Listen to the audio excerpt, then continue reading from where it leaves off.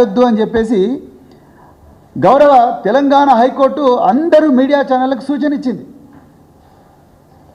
గౌరవ సుప్రీంకోర్టు కూడా చాలాసార్లు దీని విషయంలో media trial by media is not correct. మీరు నేరం నిరూపణ కాకముందే మీడియా అనే పలాని వ్యక్తిని దోషి దోషి దోషి అని అనడం కరెక్ట్ కాదు.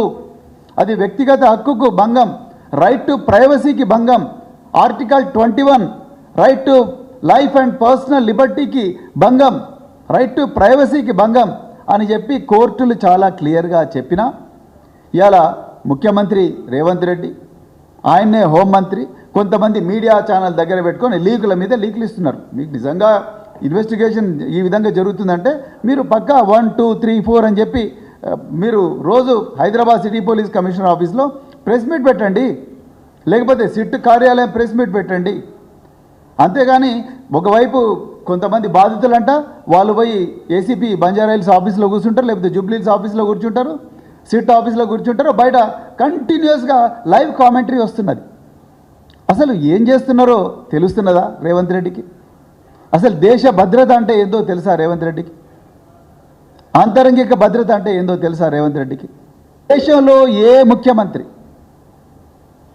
ఆ దేశంలో ఎవరు కూడా మాకు ఈ విధంగా ఫలాని వ్యక్తుల ఫోన్లు ట్యాప్ చేయండి అని చెప్పరు. మీరు గుర్తుపెట్టుకోండి.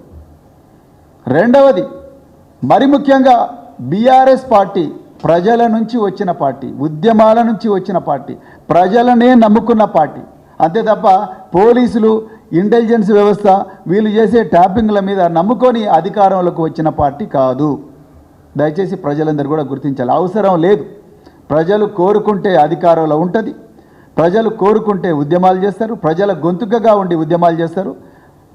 అధికారం ఉన్నా లేకపోయినా తెలంగాణ ప్రయోజనాలే పరమావధిగా బతికే పార్టీ బీఆర్ఎస్ పార్టీ. అంతే తప్ప ఈ పలానా ఇంటెలిజెన్స్ వాళ్ళు ఫోన్ ట్యాపింగ్ చేసి రికార్డులు వినిపిస్తానో లేకపోతే అది చేస్తానో ఇది చేస్తానో ఆ విధంగా రాజకీయాలు చేసే పార్టీ కాదు. ఆ విధమైన ప్రస్థానం బీఆర్ఎస్ పార్టీకి లేదు. నిజానికి చెప్పాలంటే ఫోన్ ట్యాపింగ్లో బాధితులు బీఆర్ఎస్ పార్టీ, టీఆర్ఎస్ పార్టీ నాయకులు.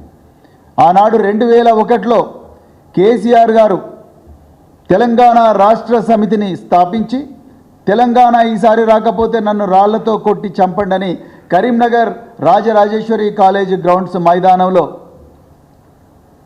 ఒక గర్జించినప్పుడు ఆ రోజు నుంచే ఆనాటి చంద్రబాబు ప్రభుత్వం ఇలా మరి ట్యాపింగ్ ఆ రోజు కేసీఆర్ గారి ఫోన్లు ట్యాప్ చేశారు. తెలంగాణ ఉద్యమకారులందరి ఫోన్లు 14 సంవత్సరాల పాటు 2014 వరకు కూడా ట్యాప్ చేసింది కాంగ్రెస్ పార్టీ. ఎక్కడ ఉంటే అక్కడ, ఊర్లలో ఉంటే ఊర్ల నుంచి ఎత్తుకపోయినరు, అడవుల నుంచి ఉంటే అడవుల్లో ఎత్తుకపోయినరు, అదేవిధంగా క్యాంపస్లలో ఉంటే క్యాంపస్లో ఎత్తుకపోయినరు, ఘోరంగా కొట్టి ఈడ్చుకుంటూ తీసుకొని పోయినరు. తెలంగాణ ఉద్యమకారులు వీళ్ళందరి ఫోన్లు ట్యాప్ చేసింది కాంగ్రెస్ పార్టీ. ఒక హాస్యాస్పదమైన విషయం ఏంటంటే ఈరోజు ట్యాపింగ్ గురించి మాట్లాడుతున్న పొన్నం ప్రభాకర్ గారు, అదేవిధంగా ఇంకొక 2-3 నాయకులు, కాంగ్రెస్ నాయకులు వీళ్ళందరూ పోయి అదే డీజీపీకి కంప్లైంట్ ఇచ్చిండ్రు. మా ఫోన్లు కూడా కిరణ్ కుమార్ రెడ్డి ప్రభుత్వం ట్యాప్ చేస్తుంది అని చెప్పి వీళ్ళే కంప్లైంట్ ఇచ్చిండ్రు. మరి మీరు ఆ ట్యాపింగ్ గురించి మాట్లాడేది? ఇలా పక్కన కాంగ్రెస్ ప్రభుత్వం అధికారంలో ఉన్న, కాంగ్రెస్ పార్టీ అధికారంలో ఉన్న కర్ణాటకలో బీజేపీ నాయకులందరూ కాంగ్రెస్ ప్రభుత్వం మా ఫోన్లు ట్యాప్ చేస్తున్నది అంటున్నారు. హిమాచల్ ప్రదేశ్లో కూడా ప్రతిపక్షాలు మా ఫోన్లు ట్యాప్ చేస్తున్నాయి అంటున్నారు. అంటే ఈ ట్యాపింగ్ అనేది ఒక హాస్యాస్పదమైన వ్యవహారంగా మారిపోయింది.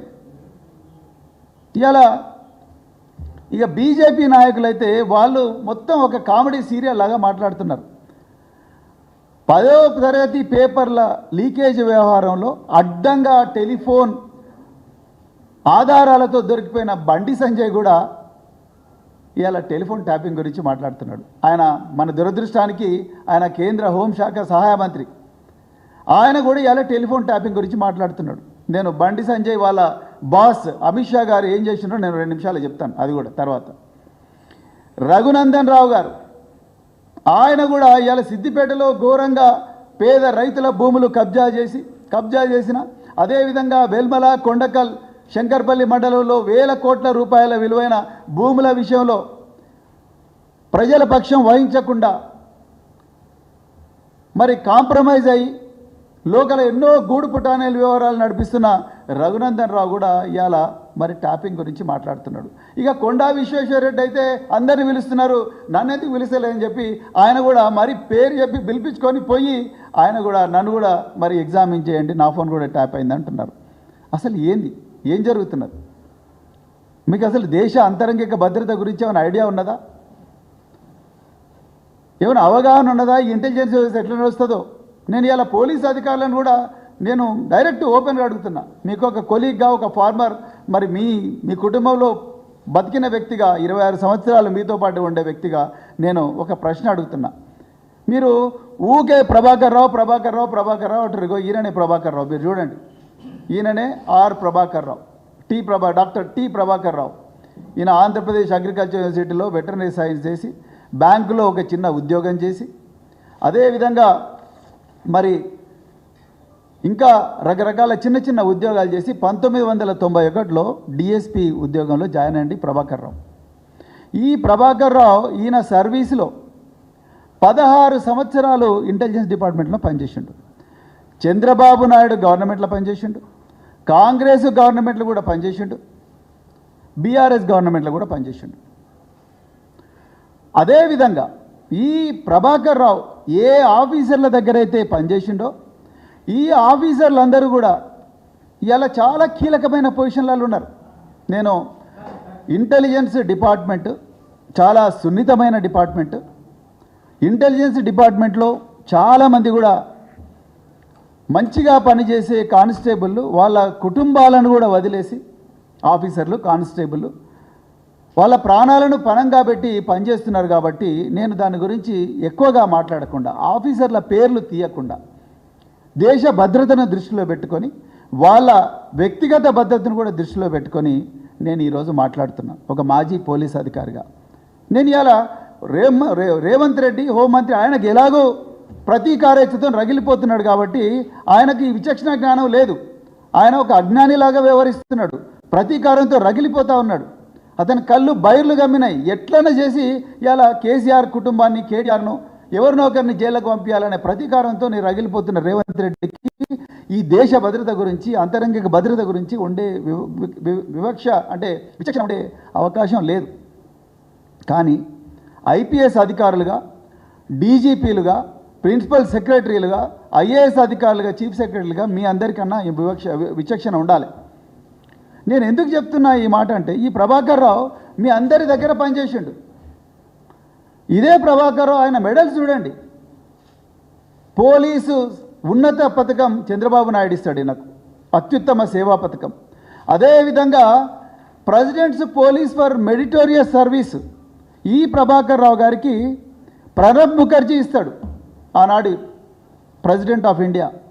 దాని తర్వాత పోలీస్ మెడల్ ఫర్ గ్యాలంట్రీ, అంటే ఈ దేశంలో పోలీసులకు అత్యుత్తమ గొప్ప సాహసాలు ప్రదర్శించిన అతి కొద్ది మంది పోలీస్ అధికారులకు ఇచ్చిన మెడల్, ఆయనకు గ్యాలంట్రీ మెడల్ ఇచ్చారు Ramnath Kovind, president of India.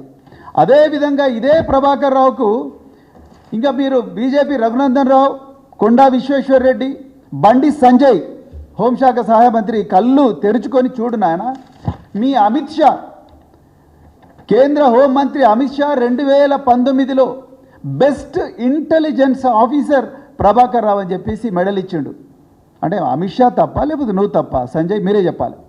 Amit Shah ఏం చెప్పిండు? మై భారత్ కే గృహ మంత్రి అమిత్ షా అసూచన के क्षेत्र में आपके कष्ट कार्य निष्ठाधन एवं साहसिक सेवा के साथ मान्यता देते हुए आपको असाधारण असूचना कुशलता पदक प्रदान करता हूं అని చెప్పి 2019